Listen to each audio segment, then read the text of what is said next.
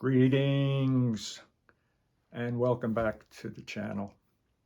Today we're going to talk about an experience I had around 1990 when a conductor and I were called to recrew a special train in Philadelphia and take it to South Kearney, New Jersey.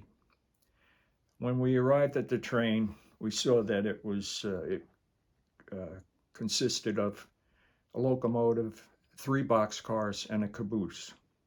The paperwork said that the middle boxcar was loaded with a high-value shipment of heat exchangers. The other 2 boxcars were empty, and there was an armed guard in the caboose. There was a 30-mile-per-hour speed restriction on the train, and there was a Department of Defense phone number that we were supposed to call with any unexpected train delays. So we got on our way, and we got on to Conrail's New York Short Line, which ran from Cheltenham Junction to Neshaminy Falls. There used to be an automatic block signal system on that line, but Conrail had taken that out, and we were running manual block rules, which we call dark territory. So we came out of the first curve after Cheltenham Junction, and there was a switch for plywood company siding. The target on the switch was green, which indicates that it's lined for the main track. But as we got closer, I could see the switch was open and we were lined for the plywood siding. So I put the train brakes in emergency and we got stopped, but just short of the derail and the boxcar that was at the loading dock. We informed the dispatcher, the train dispatcher, of what happened, and we backed out of the siding. The conductor normaled the switch and he noticed that the target had been vandalized to show green when it should have shown red. On the rest of the trip to South Kearney, the Conrail police kept calling us up and asking for our location. And that's unusual for a freight train. And we got to South Kearney and marked off, and that was that. However, a couple weeks later, a fellow engineer operating a large train in the opposite direction in the middle of the night on the same line, a few miles from the plywood switch, he came upon the interstate steel switch, and that switch was also open and lined for the siding. The fellow engineer could not get the train stopped in time. It went over the derail. The engines flipped over on their side, and a bunch of cars on the head end also derailed. The engine got stopped just short of going into the interstate steel factory where there were employees working. The engineer climbed out of the side window of the lead engine, injured, but he eventually returned to work.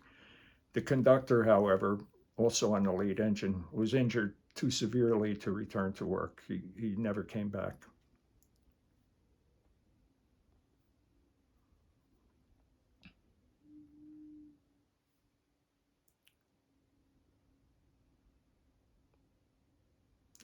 Some months later, I received a call from Conrail directing me to attend court in Philadelphia because they had found the individual that opened those switches. He was a juvenile who had stumbled on a conductor's lost railroad keys, and the individual used those keys to open the switches. So I took a passenger train to Philadelphia, and Conrail police picked me up at 30th Street Station and took me to court.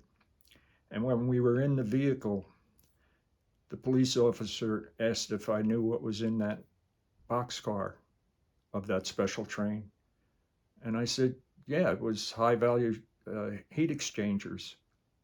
And he laughed and said, no, it was spent nuclear waste from a submarine in Virginia, and it was going to upstate New York for disposal, and that those shipments were a frequent occurrence on Conrail. So I got to court, and the the young man who vandalized those switches, um, he pleaded guilty eventually, and I was able to go home, and that was the end of that.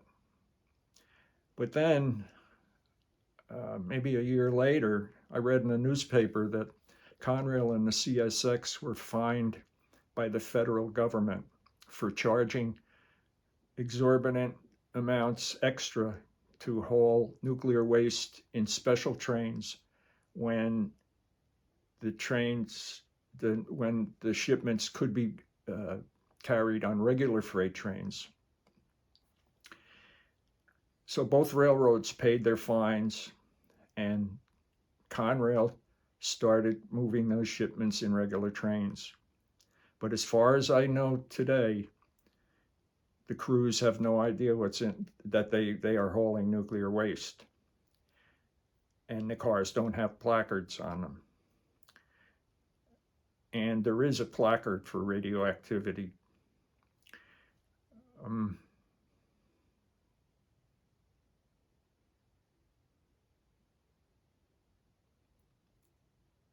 and in fact, I ran many trains after my incident, and I'm sure that some of those trains contained nuclear waste, but the conductor and we were never aware of it.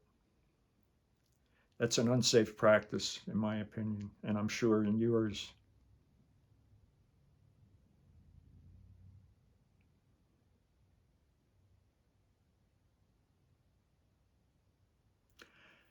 The other unsafe practice that continues to this day on all the major freight railroads is um, eliminating the automatic block signal system and replacing it with manual block dark territory because it's cheaper.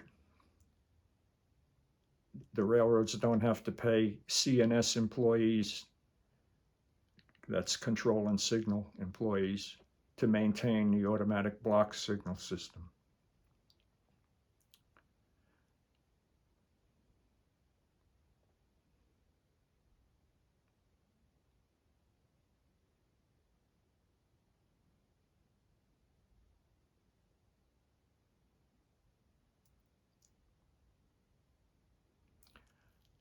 So, if you work for the railroad, on a freight railroad, be aware. Take care and put some sand down.